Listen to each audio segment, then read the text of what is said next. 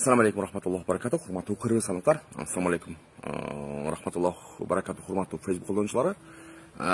Salamasыздар bu hurmatli kim desek? Intelligentsiya.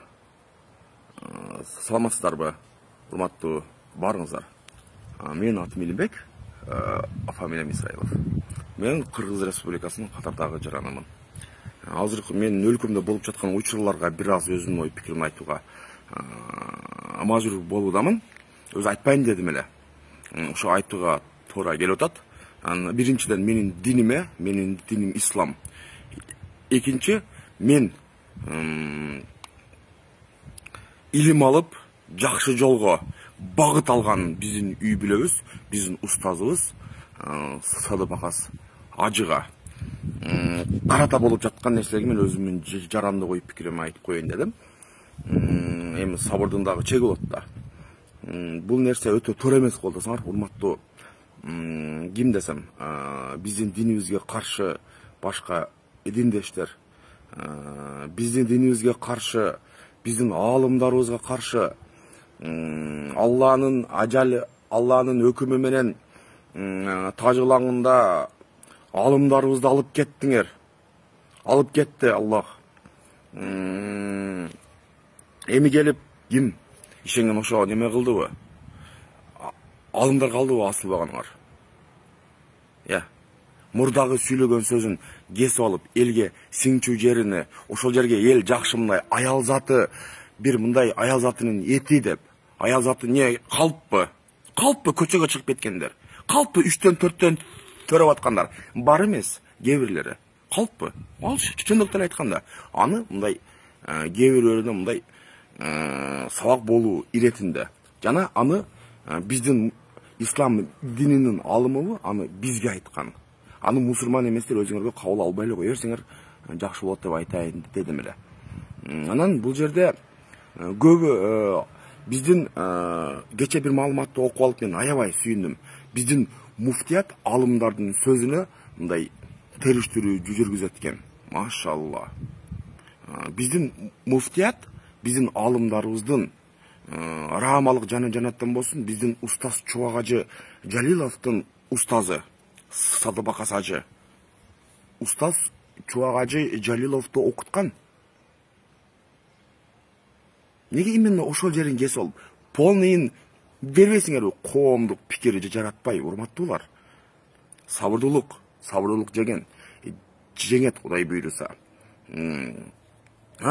Бул жерде мындай муфтиятка дагы неме кылайын да, не ошончолук эле Садыбакас ажыдан, устаз Чубак ажыдан дагы башкалар алымдардан мыкты илим алып калдыңарбы? Мыкты илимиңер барбы? Же ошолордон мыктысыңарбы? Олордун сөзүн териштиргидей, урматтуу муфтияттагы молдекелер, урматтуу эксперттер, неге ар бийлик келгенде өзүнүн муфтийин кошо ала келет? Бул муфтиге саясатка неме кылбагыла дейт. Бул пайгамбарыбыз мыкты саясатчы болгондо. Ошол саясатты жүргүзүп, азыр алхамдулилля дүйнөдө ислам динин кармангандар күнгө өсүп атат. Буга шүгүр келтиришибиз керек. Неме кылбаңыздар, урматтуу кыргызстандыктар, урматтуу кыргызстонлуйлар, уважаемые кыргызстанцы. Бул дин маселеси мындай өтө кылдаттык менен карайлы. Дин тутуу эркиндиги бизде Кудайга шүгүр башка өлкөлөрдөн караганда просто ынды кылып мындай фитнеге, жалган маалыматка, ал маалымат кимден чыгып атат? Ошондогу бир аз тактап коелу. Кимден чыгып атат ал маалыматтар? Анан атайы албетте биздин көпчүлүк 90% жакын мусулман ислам динин карманган жарандарыбыз, албетте бул дагы атайы неме болуп атат. Ушул биздин сабырдуулугубуздан пайдаланып, ушуларга тийишип көрөлүчү, ызычуу кылайлычы. Ушулар бул жерде көпчүлүк мусулмандар, көпчүлүк динин кармангандар деп туруп, бир-эки картинка менен, бир-эки неме кылып, соцсоц тармакта ызычуу жаратып атышат. Дагы бир нерсени белгилеп айтып кетсем, устаздын кечеки Ихсан кооперативдик компаниясына дагы мындай үй берген экен. Ошол жерин кыркып алып туруп, мына деп Ихсан менен кошо Садыбакас устазы дагы мындай бир каралоого аракет кылып атышат.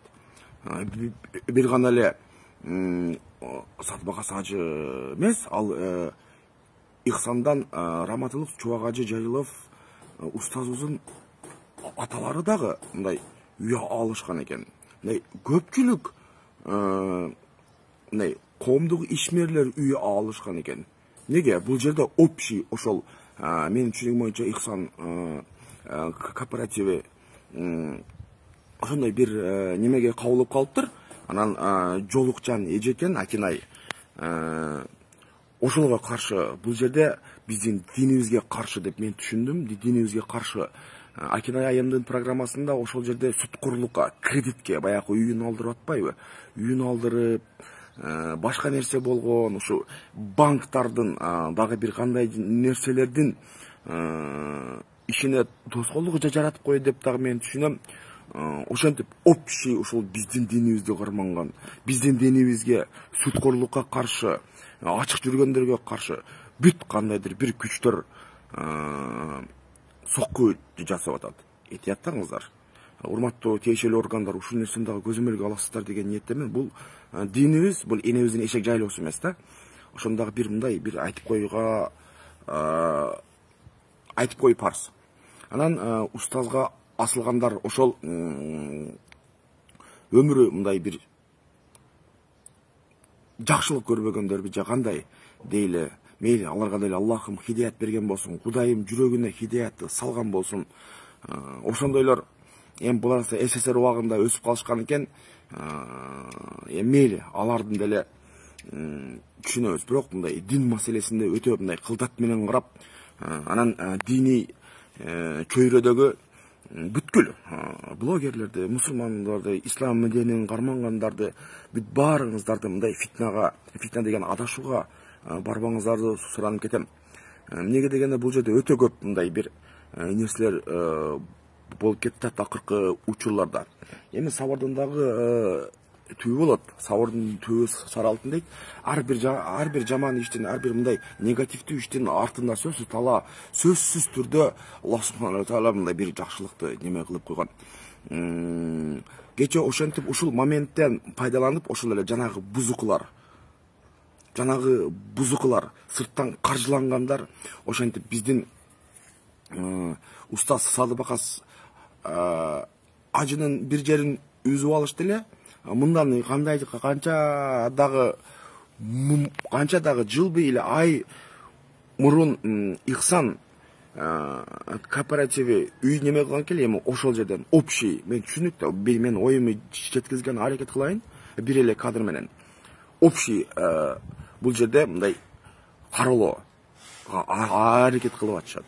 Бирок Кудай барын көрүп турат, Аллах барын көрүп турат. Бар жогун таразалачы, эң калыс, адилеттүү мындай нерселер болуп келген.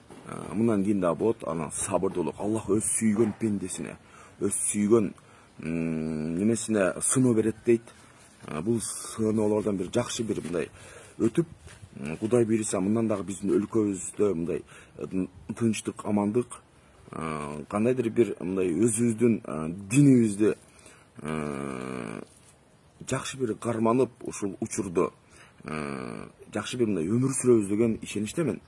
Анан этияттаңыздар, өтө этияттаңыздар. Келе жаткан айт майрамыңыздар менен чын жүрөктөн куттуктайм, урматтуу мусулмандар. Бул мусулмандарга тиешелүү.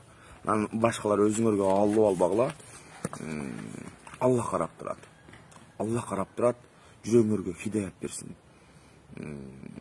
Ошол. Ассаламу алейкум рахматуллахи ва баракатух. Аман болуңуздар. Устаздар, алымдарыбыздын көзүнүн тирисинде бактап калайлы, илимдерин алып алайлы. Муктаж, биз илимге муктажбыз.